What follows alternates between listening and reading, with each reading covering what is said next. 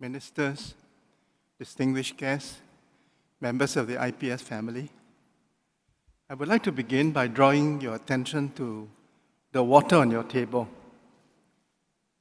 For the first time in IPS history, IPS is not giving us bottled water. But instead, let's congratulate IPS. I've been campaigning against bottled water, so this really makes me happy. I would like to begin by thanking Janadas and the IPS family for giving me the honor of moderating this panel. It is a privilege which no money can buy. Professor Wang Gungwu is my Confucius, and I'm one of his many disciples. I had the honor of serving George Yeo 3 times when he was Minister for Information, Communication and the Arts, Minister for Trade and Industry, and Minister for Foreign Affairs. He was an inspiring and caring boss. The topic of this panel is Singapore and the world. I hope Janadas will not be angry with me if I tell him that I do not like the script he offered as a guide to this panel. I would respectfully point out that the United States and China are very important countries, but they don't represent the world. The world is much larger than the United States and China. To take one example, the largest economy in the world is neither that of the United States or China, but the European Union. And EU minus UK would still be the largest economy in the world. So, in place of the IPS narrative, I want to offer you this morning my list of the 10 most important developments in the world in 2018. So I begin. Number 1, Singapore's place in the world. Singapore's image, brand equity, and soft power rose to an unprecedented height last year. This was due to our successful hosting of the Trump-Kim Summit, our successful chairing of ASEAN, and to the Hollywood blockbuster Crazy Rich Asians. Number 2, ASEAN successful year. ASEAN had a successful year in 2018. It managed to maintain its unity, neutrality, and centrality. ASEAN was adroit in managing its relations with the great powers. For example, ASEAN carried out joint naval exercises with China last year, and will do the same with the United States this year. Under the chairmanship of Singapore, ASEAN launched new initiatives last year in smart cities, in e-commerce, and in cybersecurity. Number 3, the TPP did not die. When President Trump pulled the United States out of TPP, many people thought that the TPP would die. However, the remaining 11 members of TPP didn't let that happen. They made some modifications, and the comprehensive or progressive TPP has not only survived, it's come into force. The CPTPP is open to accession by other countries, including by the United Kingdom post-Brexit. The moral of this story is that the United States is important, but it is not indispensable. Number 4, the Paris Agreement is alive and well. In a similar way, when the United States announced that it was pulling out of the Paris Agreement on climate change, some people wondered whether the Paris Agreement will survive. The happy news is that no other country has followed the United States out of the Paris Agreement. Even in the case of the United States, some of the states like California, some of the cities like New York City, and many of the leading corporations have said they will honor the pledges made by President Obama. The contracting party held their 24th meeting in Poland recently, and they succeeded in adopting what has come to be called the Katowice Rulebook. This is to help in the implementation of the Paris Agreement. Development number 5, war or peace on the Korean Peninsula. In 2016 and 2017, there was a danger of a nuclear war between the United States and North Korea. North Korea had acquired the capacity to strike the US mainland with nuclear weapons. This was considered by the United States as an unacceptable threat to its security. Then, miraculously, in June last year, President Trump and Chairman Kim had a historic summit in Singapore. They signed a joint communique containing 4 points. The officials are having difficulties implementing that communique, and the two leaders have agreed to meet late next month, probably in Vietnam. The question that I would like to ask all of you is, what does Chairman Kim want? Is he a Deng Xiaoping who wants to open up the North Korean economy? Or is he simply deceiving the whole world? Number 6, free trade versus protectionism. The conventional wisdom is that free trade is a force for good. And thinkers from Adam Smith down to the present generation hold this view. And this theory is supported by practice. Many of the countries in Asia have traded themselves out of poverty. The same is true of globalization. There is, however, a counter-revolution in the world. And the counter-revolutionaries oppose free trade and globalization. They champion economic nationalism and protectionism. The happy news I want to share with you this morning is that in 2018, the counter-revolutionary did not prevail. It is, however, important for us here in Asia to waste no time and to conclude our 16-country regional comprehensive economic partnership. Number 7, multilateralism is at risk. The world has grown increasingly interdependent and interconnected. Trade, travel, technology, globalization have changed forever the nature of the world we live in.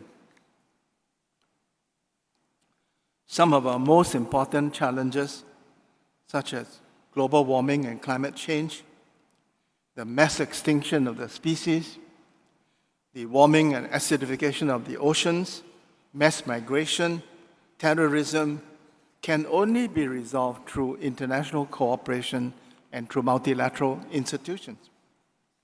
In parts of the West, we have seen the rise of right-wing populists who denounce multilateralism and multilateral institutions. They wish to destroy institutions such as WTO and UNESCO. And my message to you is, we must not let them prevail. The rule-based international order and the multilateral institution that underpin it are good for the world and crucial for small countries like Singapore. At the same time, we must not allow the growing inequalities in our society to produce the phenomenon of the angry voter. Number 8, messy Middle East. The Middle East has not known peace for 70 years. Our dream that there could be a just peace between Israel and the Palestinians has vanished in the desert air. The cleavage between Sunnis and Shiites has become violent, and we see this in the proxy wars in Syria and Yemen. The rivalry between Saudi Arabia, the most important Sunni power, and Iran, the most important Shiite power, has become toxic. But I'm happy to tell you this morning that unlike the situation in some of our neighboring countries, our Sunnis and Shias live at peace with one another, and our Shias have the right to worship in their own mosque in Singapore. To add to the complication, 4 Arab countries, namely Bahrain, Egypt, Saudi Arabia, and United Arab Emirates, have imposed a blockade on Qatar. And incidentally, all 5 of them are Sunni countries. In the meantime, ISIS has lost much of its territory in Syria, but it is not dead. It has transformed itself into an international force. And the ISIS franchise in Southeast Asia is alive and very powerful, as we saw in the capture of Marawi in the Philippines. Number 9, Europe without the UK. The United Kingdom is the first country to ask to leave the European Union. The departure of the UK is a loss to the European Union, but it is also a loss to the United Kingdom. The 2 sides have negotiated a withdrawal agreement or divorce agreement, but it has not yet been approved. And it is only after this agreement has been approved that the 2 sides will negotiate a trade agreement to govern their future relations post-2019. The British Parliament on 19 January this year rejected the divorce agreement. It is unlikely that Prime Minister May will hold a second referendum. So we may be looking at a prospect of the United Kingdom leaving the EU on 29 March this year with no agreement. This will have serious repercussions for the UK and for EU, but also for us in Asia, because we are heavily invested in the United Kingdom. The 10th and last development, the US and China. The most important development in 2018 was the paradigm change in the nature of the US-China relations. The US intellectual consensus on China has changed. The Americans now believe that the era of cooperation with China is over, and the 2 countries have entered a new era of competition. The competition is not just in trade, also in technology, in military power, and in global influence. On the 4th of October last year, the Vice President of the United States made a policy speech on China at the Hudson Institute in Washington. It was a fierce attack on China. If that speech represents the Trump administration policy of China, then clearly we're entering a new era. I don't know what is the appropriate word to call this new era, and I would ask Ganggu and George whether is it containment, is it Cold War, or to borrow a word from Bahasa Indonesia, is it konfrontasi? How would you describe this relationship? So my questions for Ganggu and Giorgio are, first, how would they describe the current relationship between China and the United States? Second, has the rise of China created fear in the United States in the same way as 2,500 years ago, the rise of Athens instilled fear in Sparta, which made war inevitable? And my third question to my two distinguished panelists is, are the United States and China destined for war?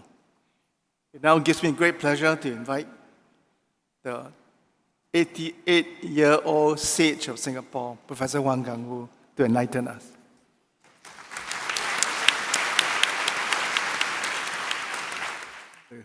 Great program every year about Singapore perspectives.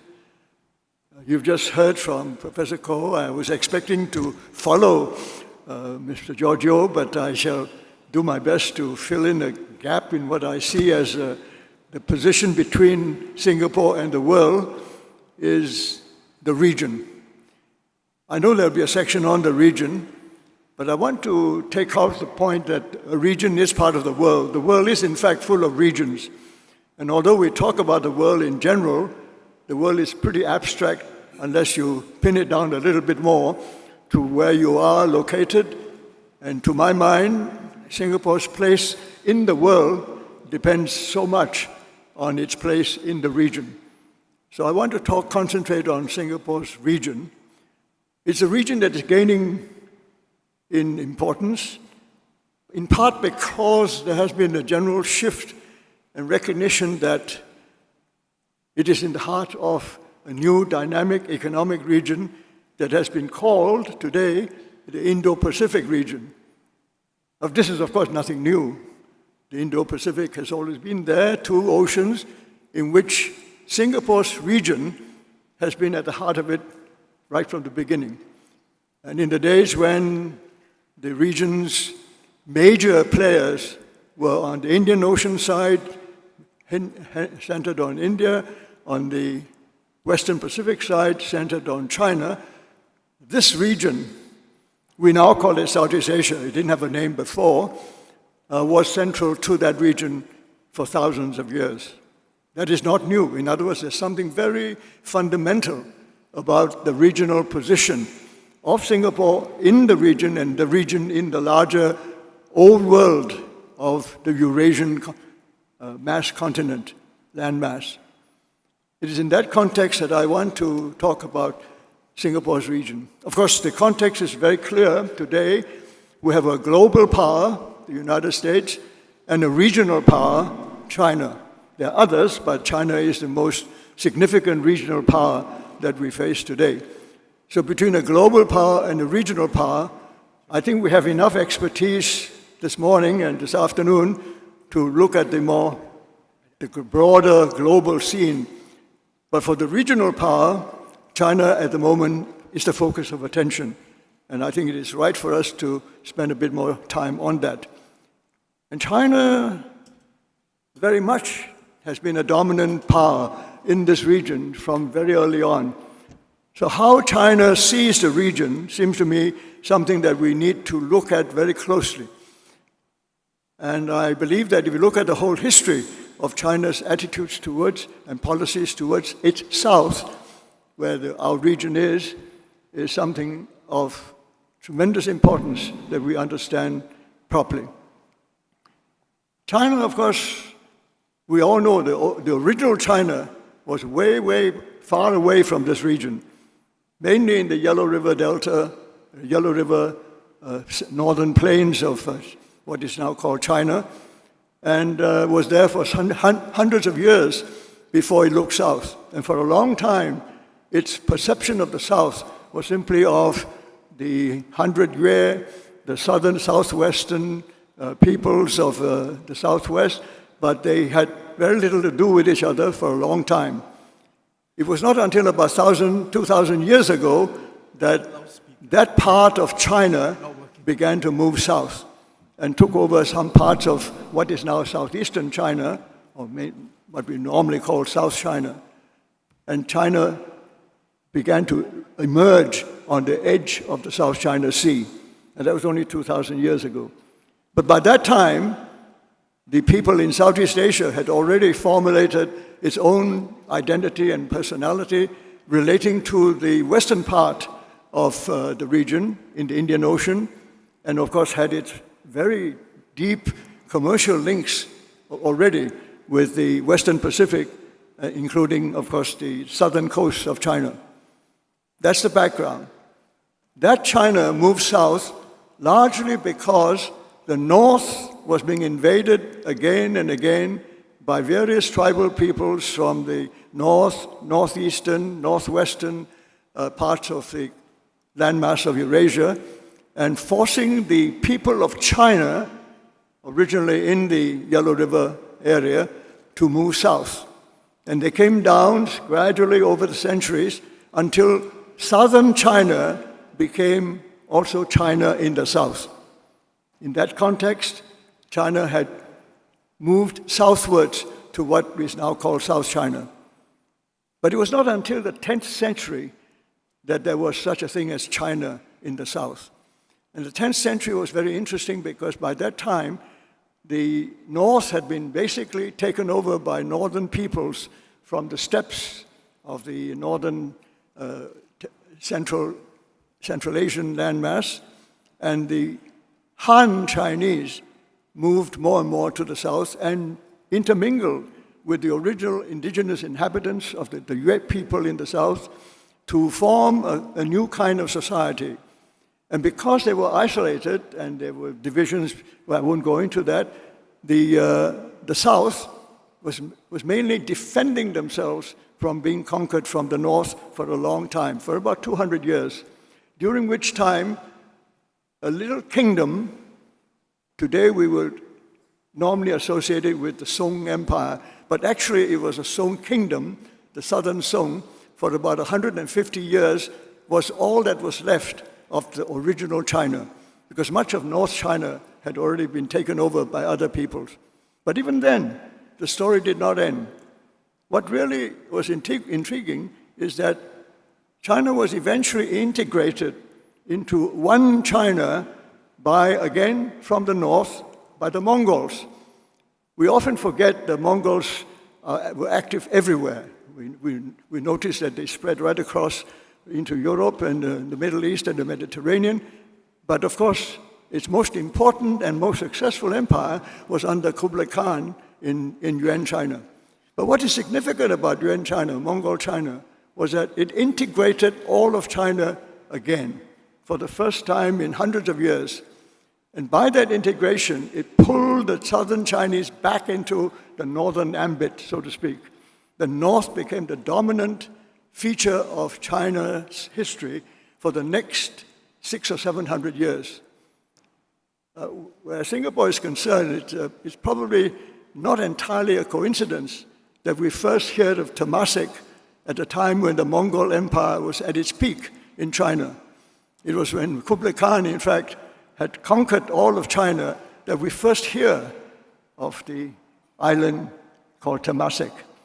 But anyway, Mongol power drew the southern Chinese back into the northern ambit, and from that time onwards, down to the 19th century, the southern peoples in China, in the China of the south, were struggling to keep up their economic and other relations with the region in the south, that is Southeast Asia, by trading, often against imperial edicts, against imperial policy, but nevertheless, the trading went on, actively involving numerous peoples, the Arabs, the Indians, the Southeast Asians, and eventually the Europeans, Portuguese, Spanish, Dutch, British, eventually the French and the Americans.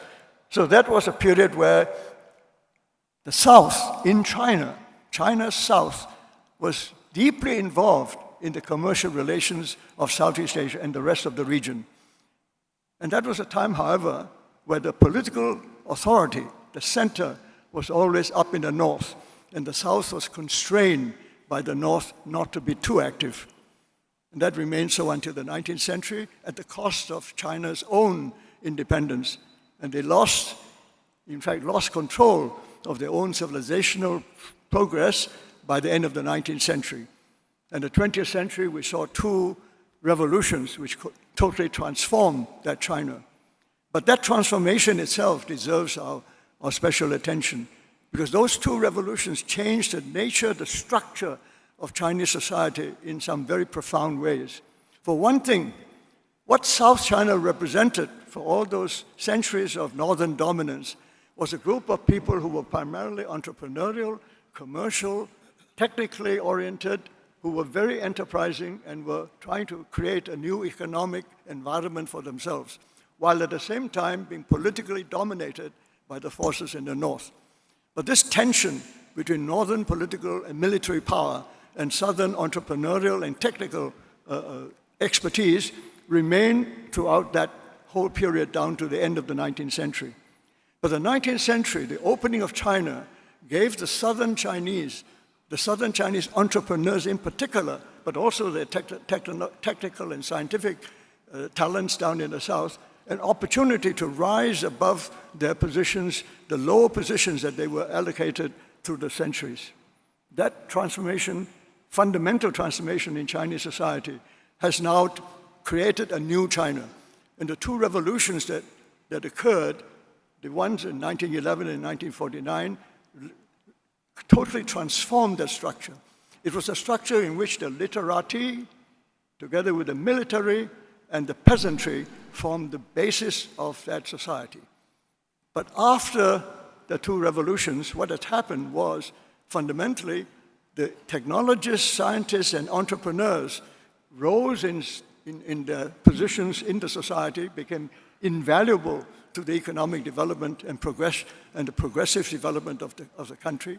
And the literati took another form, in the form of the party, a new concept, a new kind of organization drawn from the Western experience and Western political structures, a party in which a new literati, together with the military, formed the ruling elite. But balancing that was an emerging power of the scientific, technological, and enterprising entrepreneurial sections of society, forming a balance in the structure. This is new to China. But this, of course, really took shape under the reforms of Deng Xiaoping. When Deng Xiaoping reformed China, he basically created a new balance in which the party, elite, and military was balanced by the scientific, technological entrepreneurs of the southern origins. And that balance remains, I think, what we look at today in China's relations with our region in the south. Southeast Asia, of course, also underwent fantastic changes. As you know, after the imperial period, the period of decolonization, the nation states, a group of sovereign states that are now united together in their effort to defend the region against the rivalries of major powers outside the region, a task still very much work in progress. Now, in that context, let me just look at China's position vis-à-vis this new region, the region in which Singapore is the heart of. The China's south is more open than ever before, and Beijing's leaders remain in strict control, but they have discovered new ways to move forward. And this has led to one of the country's biggest ideas, the One Belt, One Road initiative that seeks to create more opportunities for future economic growth.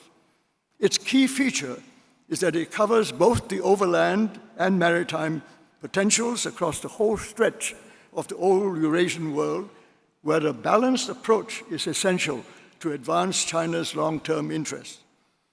The overland Silk Road and the growing dependence on access to maritime ports are two sides of the same vision, whereby China safeguards its national goals in both directions at the same time. Nevertheless, the distinction between the overland belt and the maritime road is important, and the Chinese expect that the challenges facing each half would be different. The overland belt across Eurasia to reach markets in Europe has not been attractive for centuries. What distinguishes China's new approach is that this belt is also reaching southwards to the Indian Ocean. Here, geopolitical advantage is obviously more important, and that has induced neighboring states to join the organization with that in mind. China's south, the maritime Silk Road, is a different story. It is now central to future economic development. Keeping the waters secure for China's maritime linkages has never been so vital, never in its own history. For the first time in its history, the South is an existential problem for its national interest. There are at least three dimensions to that changing condition. Firstly, the dynamism in globalization depends a great deal on entrepreneurs and inventive industrialists who are always more active and better appreciated in southern China. Chinese northern leaders claim to understand the need to give them fuller rein to devise the best methods for their initiative to grow, but they are still too prone to impose tight controls on the slightest provocation. Secondly, the countries to China's south are now sovereign states in an overarching international system and have organized themselves to protect the region. This is not to say that ASEAN is united in everything. It is obvious that its members are seeking unity in several key areas. But the association has come a long way, and its members understand how important it is for them to do things together and not allow outside forces to create dangerous and unnecessary divisions. Thirdly, the South China Sea has become a source of tension between the United States and China. We heard that, and we'll hear more about that today. The subject now involves countries not bordering the South China Sea, including United States allies like Japan and Australia, and some countries of the European Union. As a focal point in the US reaction to China's rise, ASEAN members know that it is more crucial than ever to be united. When the Americans redefined their strategic concerns by moving the goalposts from Asia-Pacific to the Indo-Pacific, the decision made Southeast Asia more central and to the competing powers. No one is certain how the threats to peace and prosperity can be eliminated. Mere regular meetings between ASEAN and its partner states may not be enough if either China or the United States insists that ASEAN has to decide which side it supports. China's entrepreneurial classes have to face these factors confronting the Silk Road in China's south. They know the region and are unlikely to take the unity for ASEAN for granted. They also have to ensure that their northern leaders understand the demands of coastal and maritime outreach, as well as the different demands of the economies across ASEAN's land borders. The proposals to connect China's southern provinces to the South China Sea, and as well as the Bay of Bengal, through Vietnam and so on, Thailand, Myanmar, point to the importance of the land-sea dimensions of the BRI and the measures needed to ensure that both parts of the initiative support each other. Furthermore, there are now millions of settlers of Chinese descent in Southeast Asia who are loyal to their respective nation-states. Most people in South China are able to relate to these communities and know how to deal with them with care. But those responsible among the central elites, especially those of northern origins, have not found these localized communities easy to understand. If China hopes that these nationals of Chinese descent would play a positive role in their country's relations with China, it would have to exercise sensitivity to their local interests as well as the interests of the countries where they have made their homes. ASEAN is now being re-envisaged as a strategic zone for all the powers. This is because the economic dynamism centered in the North Atlantic for the past 2 centuries is moving to the Southeast Asian regions of the old world. More recently, the shift from Europe to the Indian Ocean underlines how timely the Belt Road Initiative is and why it is taking advantage of this development to highlight its long-term interests and long-term benefits to a revived old world. Such a move will not be straightforward, as the United States reacted by redefining their new strategic interest in the Indo-Pacific. For those in the old world, the Western Pacific and Indian Oceans have always been where all kinds of Eurasian actors were trading for millennia, where the exchange of ideas, cultures, and goods have been conducted under conditions of relative peace. Those historical relationships show how the old world had been interconnected.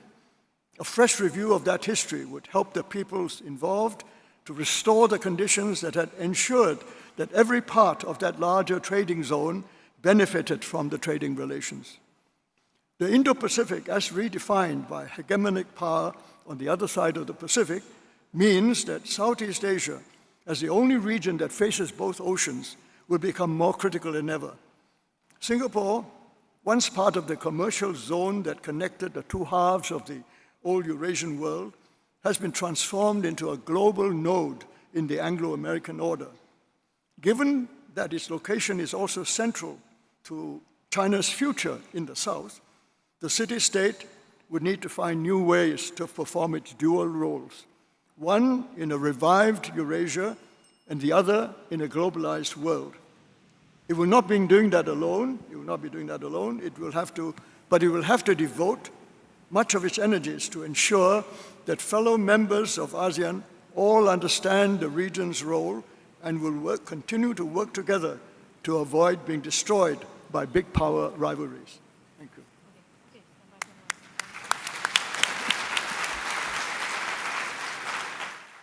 Minister Vivian Balakrishnan, Patmati, old friends, young friends, distinguished guests, ladies and gentlemen. 200 years ago, Raffles established Singapore as a trading post for the China trade. In the 19th century, the jewel in the British crown was India, and India's biggest trading partner was China. We are now seeing before us a new China trade, much bigger than the one in the 19th century. Our history profoundly affects who we are and what our future will be. In the last 40 years, China's growth has been phenomenal, resulting in China impinging on the rest of the world, causing almost an inevitable reaction.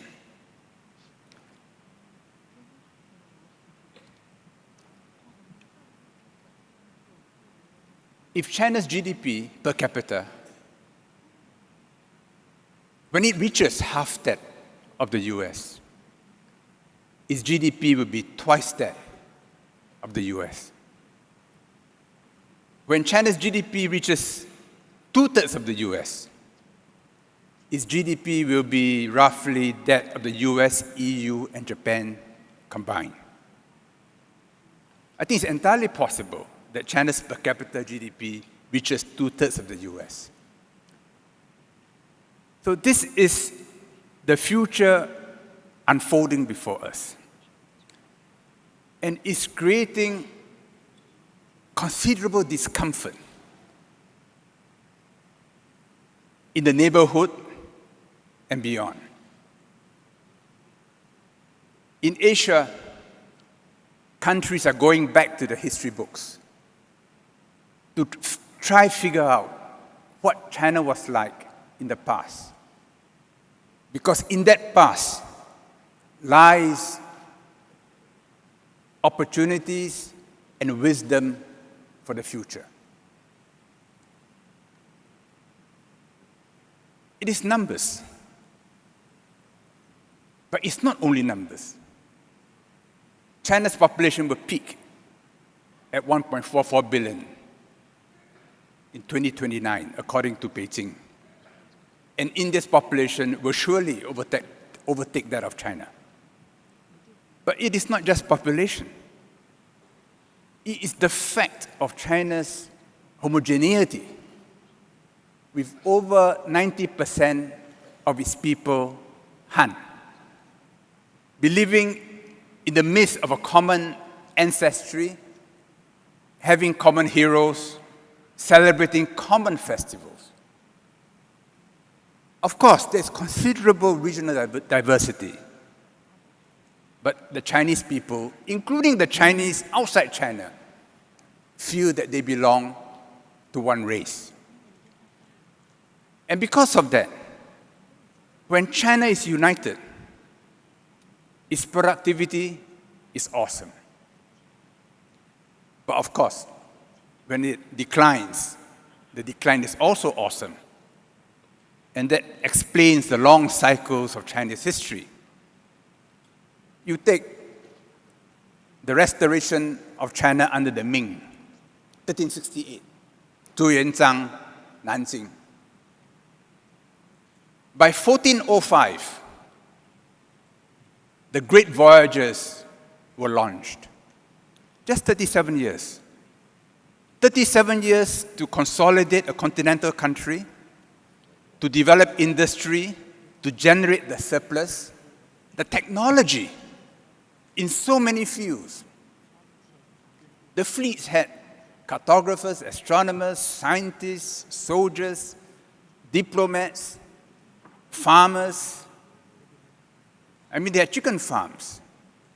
They grew vegetables. And they had all over the Indian Ocean shipyards, because these are wooden ships. They needed repair. In Cirebon, where there is Gunung Jati, at the base of it, they had a shipyard. And Tan Tasen told me how the Sultan, who owns much of the land there, wants to redevelop it as a heritage site for the Belt and Road. For there, the ships were repaired, all the way to Africa. For those further away, in particular for America, they don't have the history. And when they look at China, they view it very differently. When I met Alison Graham in Beijing a few weeks ago, he said, look, this anti-China mood in America is going to get much worse. As Tommy said, as Sparta once saw a rising Athens. This trial of strength, oscillating between a Cold War and a Cold Peace, will continue for easily another 20 years to come, each testing the other. But America worried, what does a rising China portend? So both sides have publicly said they're preparing for war. A few months ago, the former US Army commander in Europe, Ben Hodges, Lieutenant General, he said war between US and China likely within 15 years. I was in armed forces before. If you must fight within 15 years, and you know that your enemy is getting stronger year by year, you prefer to fight tonight.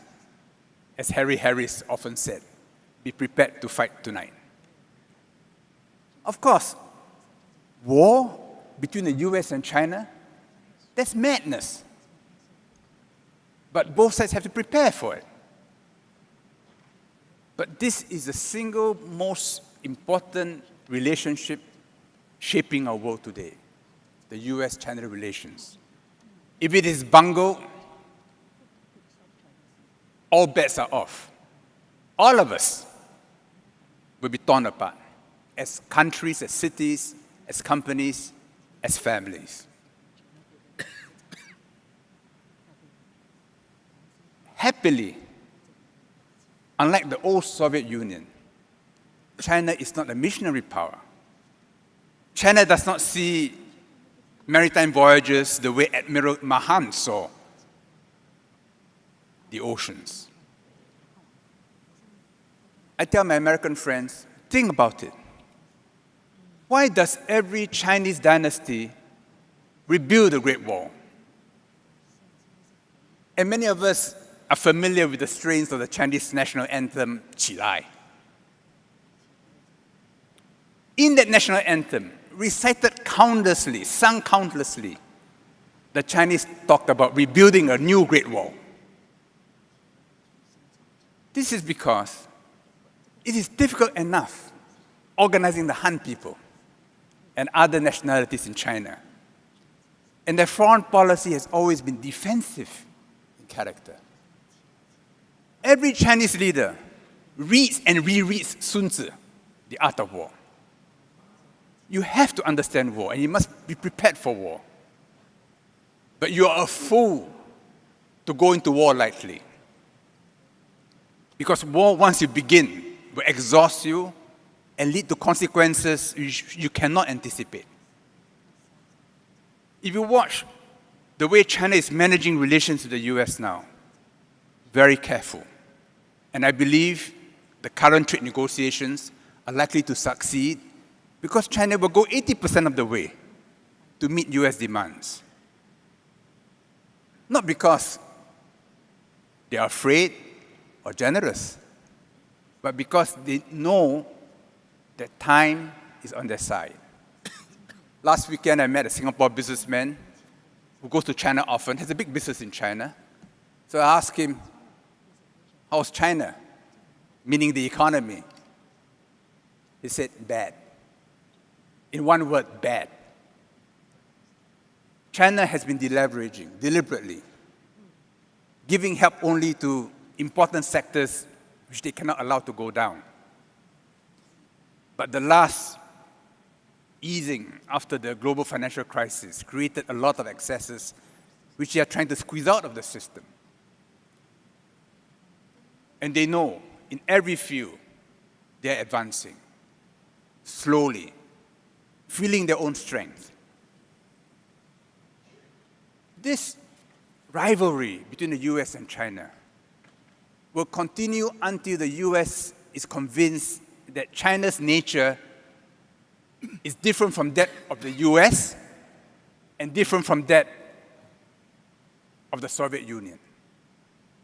And it will take time, and China will have to do its part to reassure its neighbors and the other major powers that its nature is different, that its statecraft is principally defensive.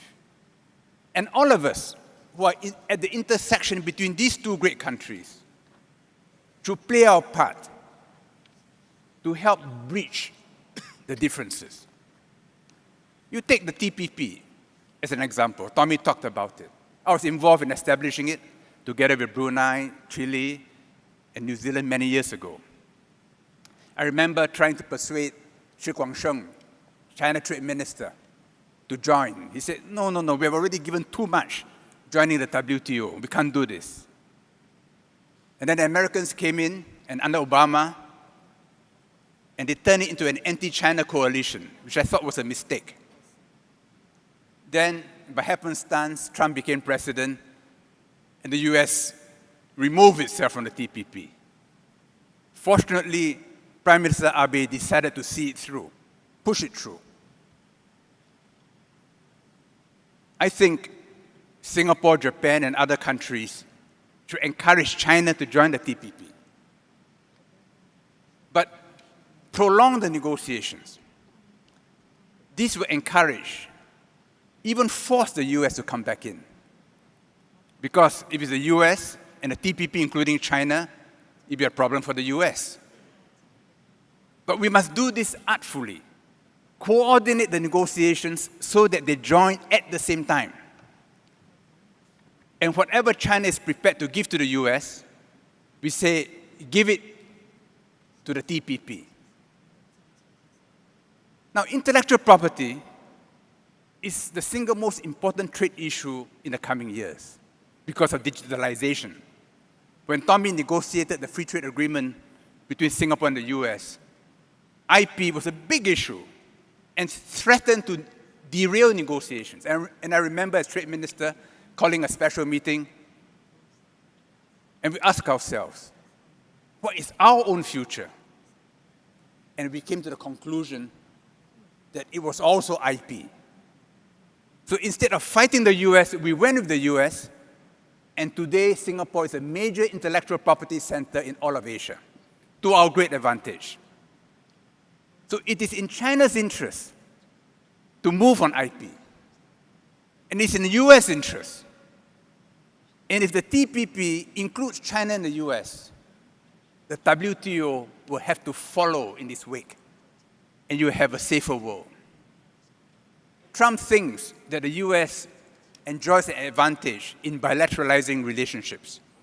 So they reduce the importance of the WTO, the UN, other international organizations. Imagine one day China inheriting a bilateralized global system. Now, Imperial China perfected it through the tribute system. And this is almost instinctual for China, to bilateralize relationships and to use economics for political purposes. But it is not good for China. And it is not good for the US or any of us for the world to become like that. So moving on a TPP, getting both China and the US in, is in fact an important road to a much safer future for all of us. For Singapore, every country, every region is now re-triangulating because of the rise of China. And for Singapore, ASEAN is very important. Because ASEAN gives us buffer, shelters us from the cold winds of superpower rivalry. And it is enlightened self-interest why Singapore puts ASEAN at the center of its foreign policy. But what drives our future is not only the external environment, it is who we are inside. Singapore may be a very small city-state, but if you look at our cultural genome, we have a very big genome. Because of Raffles, because of our role in the old China trade, because of our role in the coming China trade. So in us, we have a protean capability to evolve in different directions. So as China becomes more important, we deepen our knowledge of China. India will become the world's biggest economy, second biggest economy, sometime later this century, and we will grow our links to India. Indonesia will be the fourth. And Bahasa, which some of us thought had become a relic language in Singapore for the non-Malays, will become important again because of Indonesia. Politically, it's always difficult to manage this diversity in our genome. So the preference is always to simplify it, reduce it, so that we are at the lower homeostasis, as it were. But it would be suicidal. Because it is because of our genome that we have this resilience and this ability to adapt to a range of possible futures. It's our best foolproofing, future-proofing of our economy and of our country. We sometimes get so caught up with the inconvenience, with the quarrels among ourselves, that we say, no, let's reduce the diversity. Last night, Marty and I had a leisurely stroll along Changi Beach and wanted to show him a monument we erected in 1992, 50th anniversary of the fall of Singapore, to mark Suk Ching, the killings on Changi Beach. And we deliberately did it in 4 languages, 4 official languages, with Japanese at the bottom. Because it's important for the Japanese to know this history too. I was so dismayed to find that that monument had been replaced by one which is purely in English. Now, I understand the reasons why it is convenient, whether it's in Changi Airport or whether it is at our museums, to have one language. This is deliberately reducing our cultural genome because sometimes it creates autoimmune reactions and so on for short-term purposes. It is denying us of a powerful capability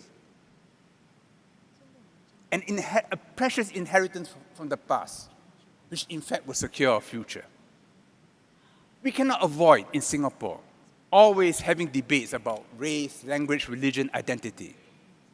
Every link which connects us to China, to India, to Indonesia, to the Middle East, every link is both a plus and creates problems. Every link is two-way. What connects is also a method of infiltration. So we have to adjust to all this.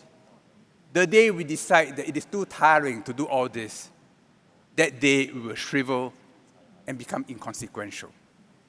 You know, I go to the Vatican 5 times a year for meetings of the Council for the Economy. At every meeting, interpreters, earphones. The day the church stops using earphones and interpretation, it is no longer the church. The day Singapore decides to reduce its genome so that we become homogenized, that would be a very uninteresting Singapore. And I'm certainly unworthy of a session such as this. Thank you.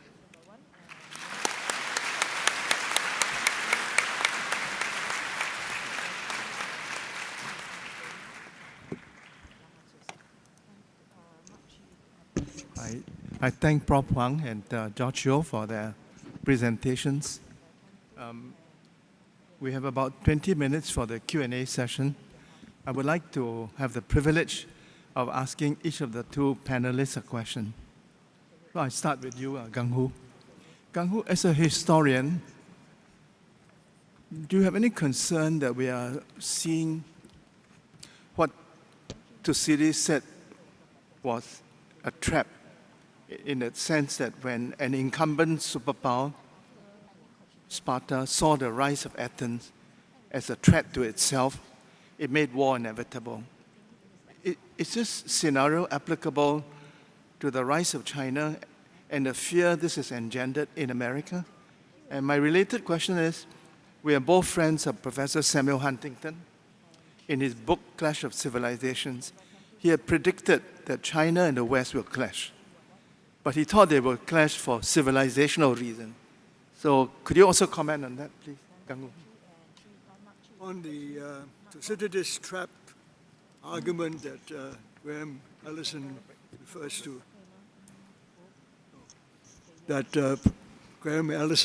to, so often, I think there are analogies.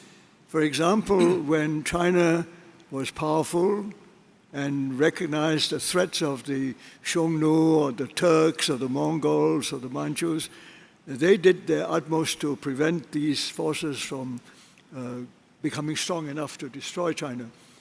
But the major difference that I sense at this stage is that China, the court of China, was always very confident of its ability to deal with those threats. And although they failed several times to contain those threats and actually were conquered by these invaders, nevertheless, they managed to revive themselves each time and reasserted their Chinese identity successfully. So this has given the Chinese people over 2,000, 3,000 years considerable confidence in their capacity to revive themselves no matter what the difficulties were. I'm not sure that the Americans at this stage, whether they are like Sparta, when seeing the rise of Athens, have the same confidence in themselves as a relatively new country. They have not been tested in that way. Of course, America has tremendous advantages. It's so far away from everybody else, it has really no threats to the American nation itself. The country is completely without real enemies. And from that point of view, it's actually very hard to understand how the Americans should feel threatened by anybody. So the only way we can interpret the American position is not that they are threatened, but that hegemony is being threatened. In other words, They see themselves as being the masters of the world, that they are responsible for world peace, prosperity. They are the people who created this new order, and anybody who disturbs that order must be put down. I mean, this is the other side of the interpretation. So that has nothing to do with Sparta and Athens. That's a completely separate kind of analysis. That's how I see it. Huntington? Oh, as for Huntington, I have always disagreed with Huntington on the use of the word civilizations. I always thought the clash was always between political units, powers, empires, and so on. They may use civilization as an excuse for fighting for whatever interests they may represent, but it is not civilizations that clash. It are those people who use civilizations or find it useful, find civilizations useful to make an excuse or give a reason for rejecting or trying to terminate or destroy a rival civilization or rival power that represents a different civilization. So ultimately, that's about political power. Civilizations in themselves, I personally take the view that civilizations affect one another always positively. In other words, people learn from each other's civilizations. In fact, the human race has grown wise and relatively prosperous over the centuries and made progress because we have always been relatively open. Not everybody is open, but those who are open learn the most, and those who are open and willing to learn become eventually more successful and more progressive than others. Thank you. George, I hope you don't mind if I pick a small quarrel with you.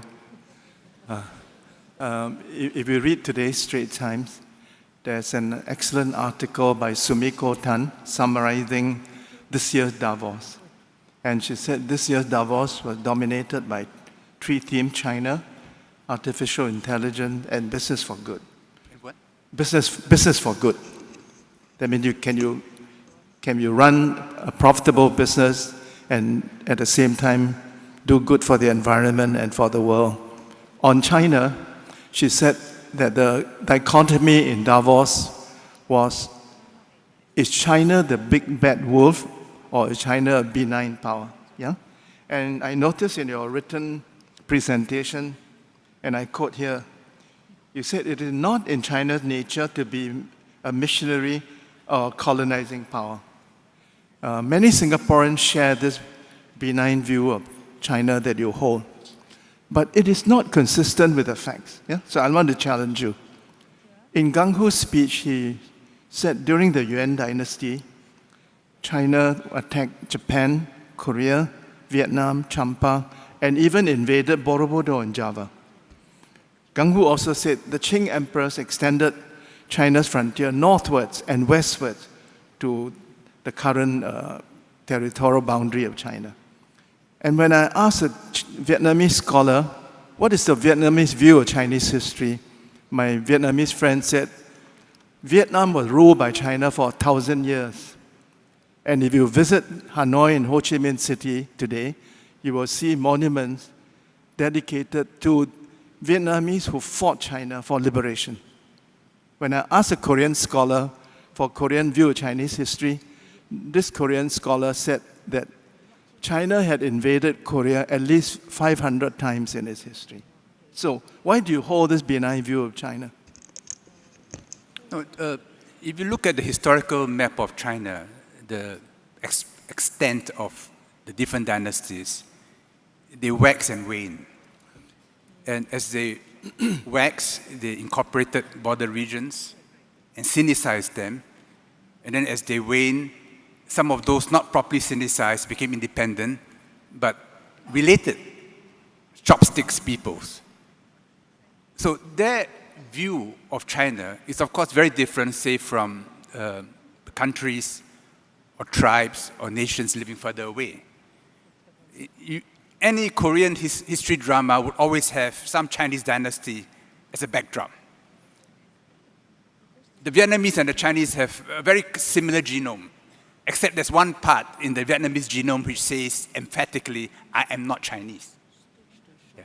So you have to distinguish between those who were sometimes Chinese, sometimes non-Chinese, sometimes semi-Chinese, from those who are further away.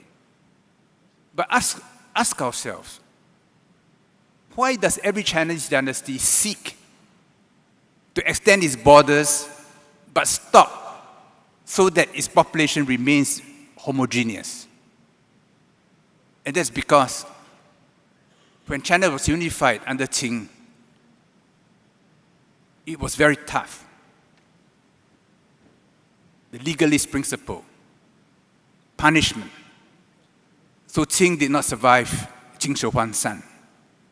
And when Han took over, he organized the empire on a different basis of Li. But you can only operate Li among Chinese people. You can extend it to non-Chinese people. So the Chinese find it inconvenient to have to incorporate non-Han among them. No, Chinese New Year is around the corner. And all the women in the audience are very stressed because you need to draw out banknotes, you need to accumulate your ang paos, you check the envelopes, you got to decide how much to phone to each, you make little codes on the side. When relatives come, you got to quickly decide whom to give what. Then you ask your children what they receive. For what purpose? For what purpose? It's still the same money. It is to establish relationships. But the moment you're outside the non-Han sphere, there's no intelligence in the giving and taking. But among Chinese people, it is profound social signaling. So when we talk about those at the border, yes, I can understand why they have a different view. But I would challenge your statement. The Tibetans are not Han. The Uyghurs are not Han. And China have incorporated these territories into their sovereign territory. So you can't say that China doesn't invade and incorporate non-Han people into their nation. Tibet and Xinjiang are two shining examples of the opposite. I'm not here to defend the Chinese position. Okay. I mean, all right. Maybe I've said enough. Yeah. I've been naughty enough. My wife will surely scold me tonight. But so let's take questions from you. Because of the limited time, can we take 3 questions at a time? I can't quite see very well. Can somebody from IPS help me? Yeah, right at the back. I think Dr. gave me. Am I right? Yes. Yeah. Keep it short, please. We don't have much time. Okay, thank you. My question, which I think dovetails into the last debate. Can you speak louder? We can't hear you from here. It's about the, I want to ask the panel about how they see the importance of soft power in this increasingly multipolar world.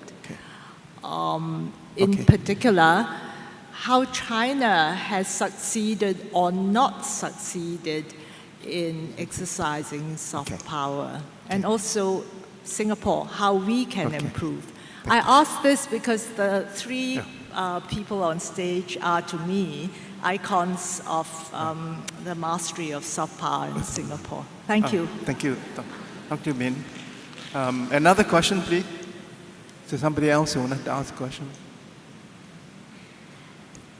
Jandadas, can you ask an intelligent question, please? Somebody else? Yes, please. Yes, Yes? I think a theme of both the panelists was how, there is now a desire to go back to look at Chinese history to give us a sense of what kind of a power China would be. One of the things about Chinese history was that the adversaries it faced were numerically quite small relative to the size of China itself. And that allowed it to develop a certain kind of foreign policy, i.e. the tributary system. So what's your question? Yeah, going forward, countries like the US, even if they're half the size of the Chinese economy, they are still very big. So can China maybe make some missteps or have a different sort of a trajectory? Or could its past actually lead it to, do to some missteps, like for instance, being a bit tone deaf, like in the South China Sea conflict. All right, Thank you. Thank you. One more question. Anybody? Yeah, please.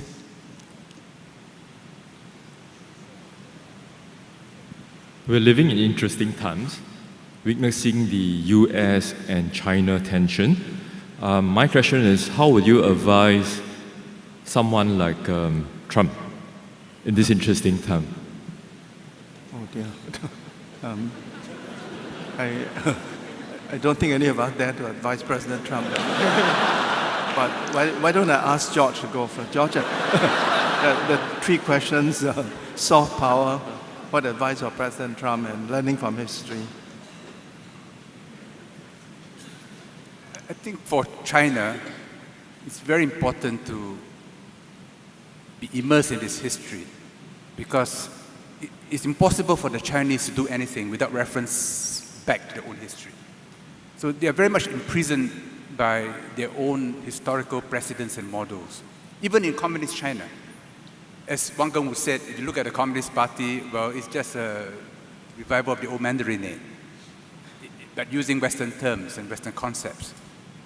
And it's not just historical China, it's understanding the China of today. When Li Kuan Yu was a student in England, he took part in labor politics, and he had deep knowledge of the British establishment, and that enabled him to secure their support when he was fighting the left in Singapore. And when we were about to leave Malaysia, he knew that the British would stop it, so he kept it a secret from the British. Then in 1968, he decided better learn more about the Americans, so he actually took a term off. He took time off to spend a term in Harvard, where he met men like Henry Kissinger. Because at that time, if we didn't understand the US deeply, we would not make the right decisions. In the same way, looking ahead, I think we have to immerse ourselves in China much more in order to understand its nature. China statecraft may be defensive in character generally, but it's also capable, entirely capable of bad behavior. I was foreign minister for 7 years and learned learned many lessons. So the more we understand China, the more useful we are, not only to China, but also to ASEAN and to the US. And China has got to also adapt itself to countries like Singapore and to the others. And I watched with great interest this improving relationship between China and the Vatican. To me, it's very important because there is, in the West, a growing anti-China mood. But the Chinese knew in 2013 or 14, when both Xi Jinping and the Pope were in America, the Pope had headlines every day. Xi Jinping was reduced to a footnote. So the Chinese know that the church is important in Western civilization, and they're building up their knowledge of the church in their understanding of Western civilization. And this little dance between them, and recently, for the first time in history, all Chinese bishops are in communion with Rome. And for the first time, 2 Chinese bishops attended a synod in Rome. I think this will eventually, if it's properly handled, lead to diplomatic relations and may well soften the image of China in the Western world. As for President Trump, it's way beyond my pay grade. Gungwu. I'm not sure I'm qualified to give any advice to President Trump. I have a feeling that none of his advisors get very far with him anyway. The question about soft power is a particularly intriguing one. Of course, the definition of soft power came from the West, from the United States, Joseph Nye, and his interpretation of soft power is something, I think, not really very clear to the Chinese. I don't think they fully understand what Joseph Nye was talking about. I'm not even sure sometimes whether Americans understand what soft power is about. But what is true is that there is a definition of soft power going around the world, which is usually demonstrated through the kind of attractive lifestyle, popular entertainment, and the kind of cultural expressions which the West generally, and Americans particularly, have been representing to the world. And by that definition, the Chinese don't have the same thing. Obviously, they don't. Whatever the Chinese represent will be very different. And if you are enamored of the soft power that Joseph Nye defines, well, that makes you, in fact, very unwilling to accept anything that the Chinese have to offer.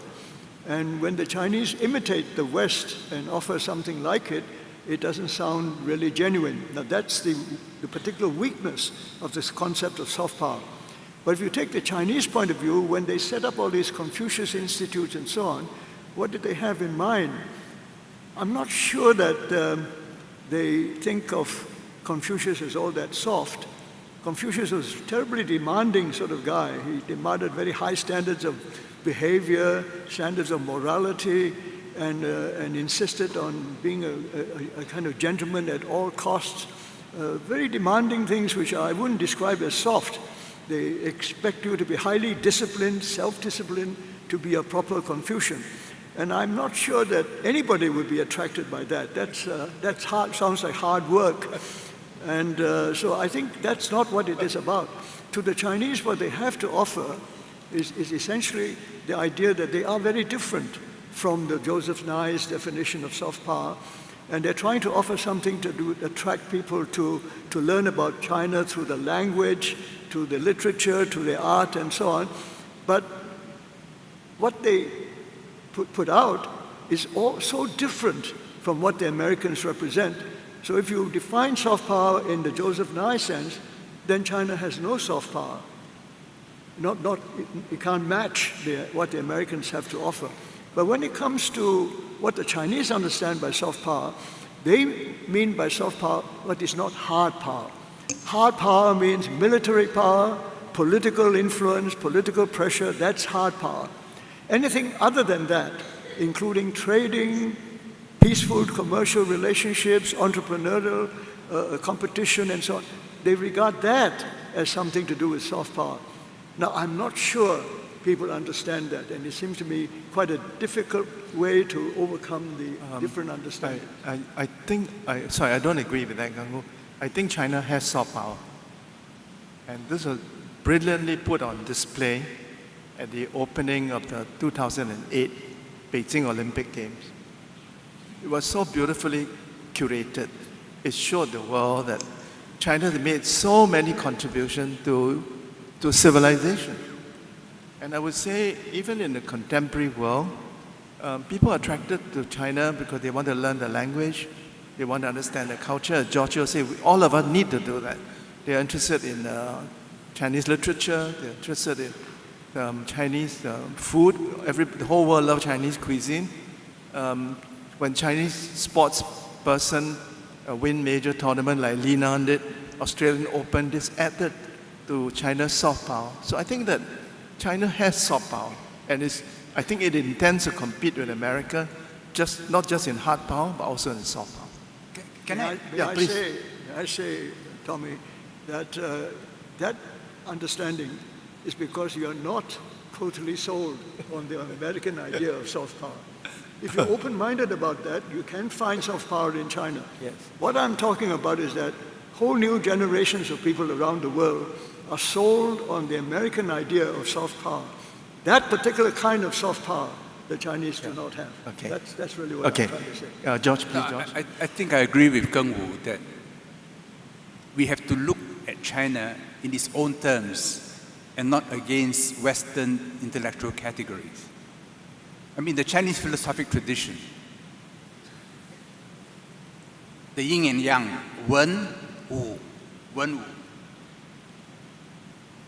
Even wu, which we associate with war or weapons, it is really the stopping of weapons in the character.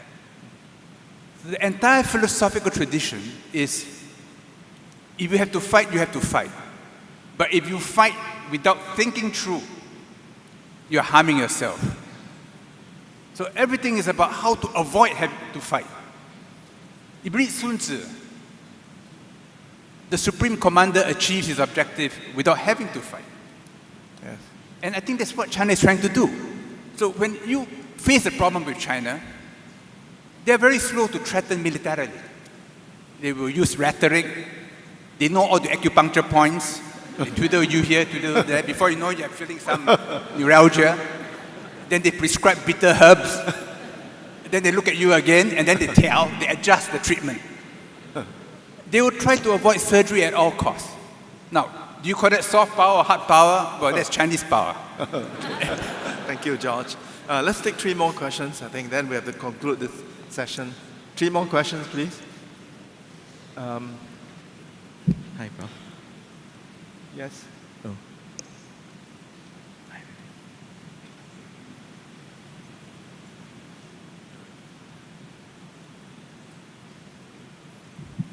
Yes. Thanks very much for the talk. My name is Lian. Question to Mr. Yeo and Professor Wang. I think there's been a strong historical structural view of how China and the US operate. But if you look at what Professor Tommy said, I think given how fast and how rapidly the world is changing, do you really feel and believe that the historical view is truly relevant in extrapolating how these two countries operate? China's history is so long, there are so many data points that you can draw whatever arc or whatever trajectory you want, whether it is one that is aggressive and assertive or one that is self-effacing and stays within its borders. So my point is really, is history really a good guide? Okay, thank you. You shouldn't ask this question when there's a historian on the panel. Is history really a good guide? Okay, second question, please. Second question, yeah, please. Yuan, Dr. Thank you, Prof. Murugesu. Yuan Murugesu. Yes. Thank you very much for this discussion. Speak louder, please. Louder, okay. Yeah. I just wanted to ask this question to the panel. This is a recent podcast by Professor Kishore Mahbubani on China and America's myopic view of China's rise. It's just 2 points, just to mention from that. He says to address the psychological block that the Americans and Westerners have, they should stop thinking of China's government as being led by the Chinese Communist Party. Sorry, I don't want to interrupt you. We are familiar with Kishore's view. Yeah. So can the you question is, put forward your question? What's your question? So he has said that it is inevitable that the IMF will move its headquarters to China, and the Chinese currency will become the primary international reserve currency in the coming decades. What does the panel think? Okay, thank you. Thank you. One more question, please. I'm actually right over here, on your left. Yeah, go ahead. So, good morning. My question is about what PM Lee actually mentioned at the end of the ASEAN summit. He said that there may come a day quite soon where ASEAN will have to choose between the US or the China. And I think going by the science, it seems quite soon. And how do you think ASEAN would fare? How do you think it would be separated apart by this having to take sides between the two superpowers? Thank you.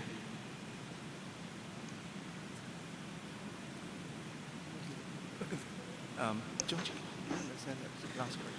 Yes. Okay, so let's say there are 3 questions. We have difficulty hearing you from up here. Yeah, we because can't of the quite hear, acoustics. no? So the 3 questions I think are: 1, is history really a good guide, right? Second question is, quoting from Kishore Mahbubani, does the United States understand China? I think the answer is probably no. And third, a question on ASEAN which I didn't understand. George, can you go first? There's a question on the IMF Yes. and China becoming the world's reserve currency. I don't think China wants to be the world's reserve currency. I don't think it wants to take on the responsibility. I don't think China will ever fully open up its capital market because its preoccupation is always domestic. If you open up your capital markets to the world, you will allow London and New York to interfere in your own economy.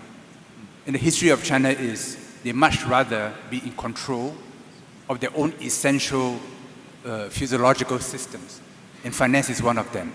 They are now working towards creating 2 separate pools of RMB, one within China, which is the big one, and one outside China, which can be freely transacted outside China. And in between, they have portals which will regulate the relationship between the 2 pools. There are arbitrage opportunities, but if there's a crisis, they will shut all these portals in order to protect the tranquility of the internal ocean. So I don't think China has any wish to be be the world's reserve currency, although inevitably it will become a major reserve currency for many countries. Thank you, George. Ganggu, is history a good guide? Never ask a history question from a history professor. I must say that history is very often what we call a question of timing. What you can do at some points of history, you cannot do at other points of history. Let's put it simply like that. For example, when the Chinese, in fact, taking your example of the Tibetans and the Uyghurs, when the Chinese could move to the Uyghur and Tibetan territories, it actually wasn't done by the Chinese. The Chinese were actually pressed very hard to keep their lives together in southern China, southern and central China mainly, while the people who brought Tibet into the realm, as it were the Mongols. The Mongols really drew Tibetans in, and they did it in a very strange and interesting way.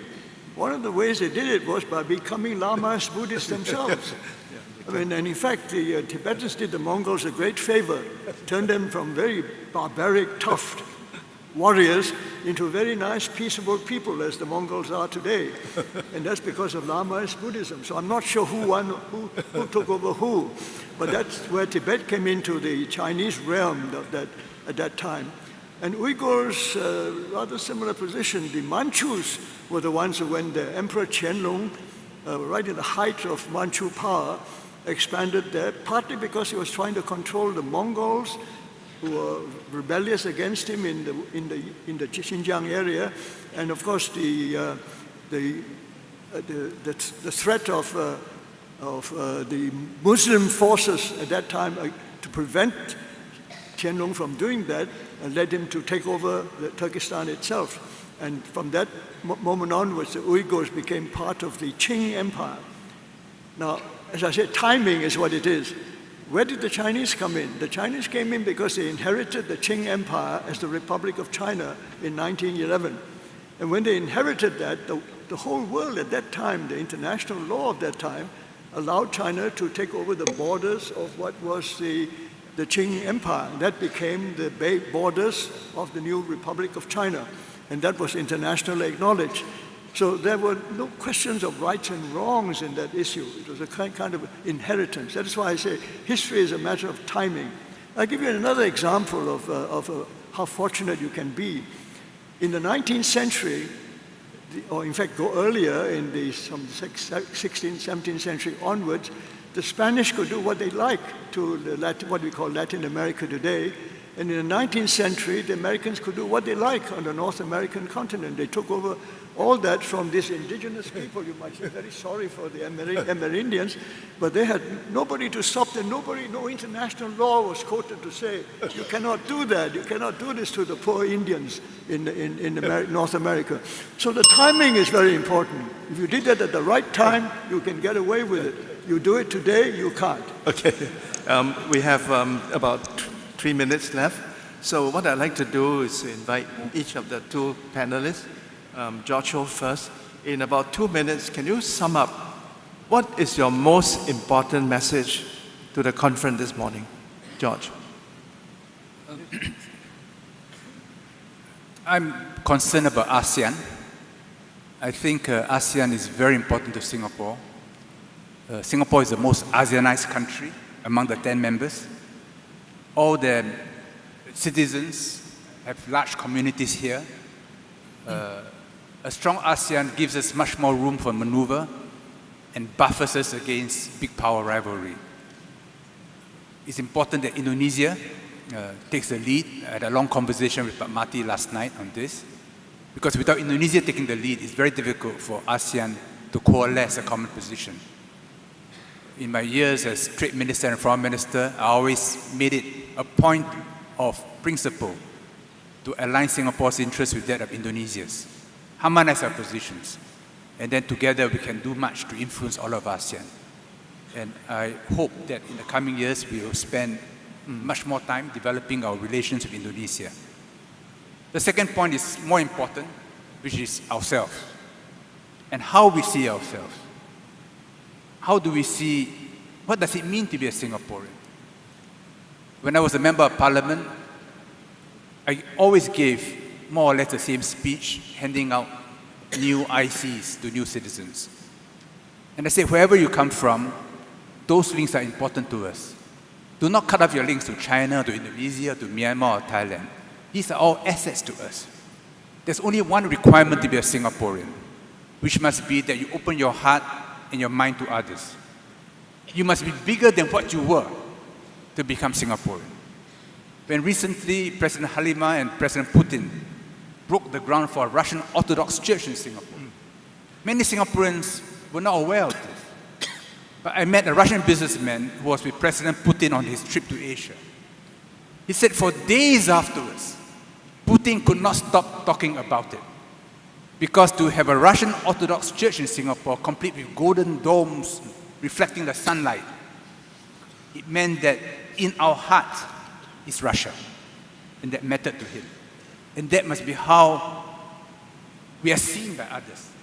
That must be how we see ourselves.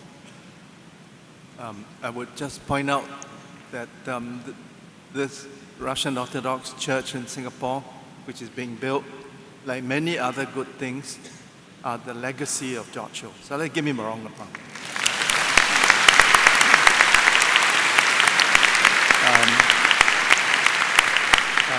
Kanghu, you are the wisest man. Could you just in 1 minute give us a word of wisdom? I have to say, if you give me 1 minute, I have to say ASEAN, ASEAN, ASEAN. Okay.